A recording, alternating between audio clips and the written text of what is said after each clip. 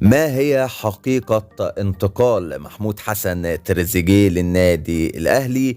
وما هي تفاصيل اجتماع الفيفا الخاص بأزمة محمود كهربا؟ حلقة جديدة ومعلومة جديدة مع برنامجكم أسرار وأخبار. بس يا ريت في البداية نوصل الفيديو ده لأكبر عدد ممكن من اللايكات، واللي لسه أول مرة يسمعنا يا ريت تنزل دلوقتي حالا تدوس على زر الاشتراك وتفعل جرس التنبيهات عشان خاطر يوصلك أخبارنا الحصرية أول بأول. خلينا في البداية نبتدي بمحمود حسن تريزيجيه. كلام كتير طلع الفترة اللي فاتت وتقارير صحفية كتيرة طلعت الفترة اللي فاتت بتفيد بأن محمود حسن تريزيجيه يقترب من الانتقال للنادي الأهلي على سبيل الإعارة لمدة 6 أشهر. محمود حسن تريزيجيه خلينا نسأل نفسنا كده، هل هو لاعب مفيد في الفترة الحالية للنادي الأهلي؟ هل النادي الأهلي محتاج لاعب زي محمود حسن تريزيجيه في الفترة القادمة، خاصة عندنا كأس عالم أندية، دوري أبطال إفريقيا،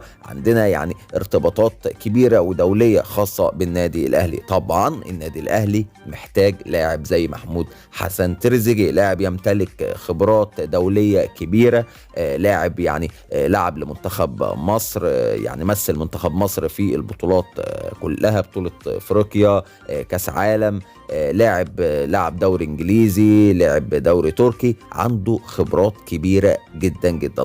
طب هل النادي الاهلي قدم عروض رسمية لطرابزون التركي؟ لا، النادي الاهلي ما قدمش اي عروض رسمية ولا اتكلم اصلا عن ضم محمود حسن تريزيجيه. والمفاجأة ان خرجت تقارير صحفية تركية بتفيد بان رئيس نادي طرابزون التركي صرح وقال ان مفيش ابدا نية لرحيل محمود حسن تريزيجيه، لان عندهم ارتباطات كتيرة جدا جدا، عايزين يحققوا لقب الدوري، بطولة صعبة ومهمة بالنسبة لهم. وقال كمان ان اللاعب من الاعمدة الرئيسية في الفريق، فما فيش نية ابدا لرحيل محمود حسن تريزيجيه. ورئيس نادي طرابزون التركي تمسك ببقاء محمود حسن تريزيجيه. فيما بقى يخص محمود عبد المنعم كهربا، نادي الزمالك بعد ما العقوبة انتهت ال6 شهور قدم شكوى للفيفا ان محمود كهربا